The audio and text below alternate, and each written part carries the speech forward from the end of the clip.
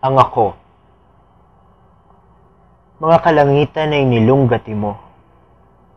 Ngunit walang hanggan ang ako sa iyo. Ang ako sa akin ay gumandang ganap nang ika'y maangking isang munting hiyas. Duling iyang mata na itinitingin.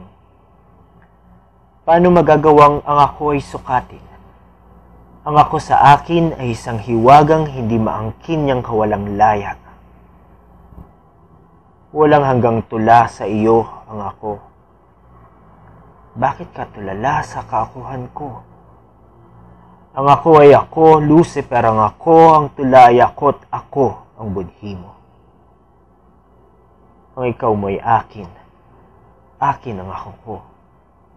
Sino ka sa aking anyong disipulo?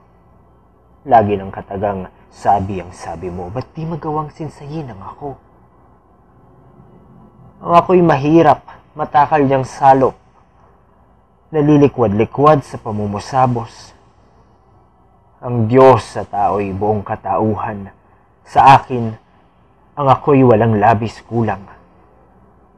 Ang ako sa akin ay buhay na buhay. Bakit iisipin ako'y mamamatay? Dinadagdig ko'y pagkaliit-liit.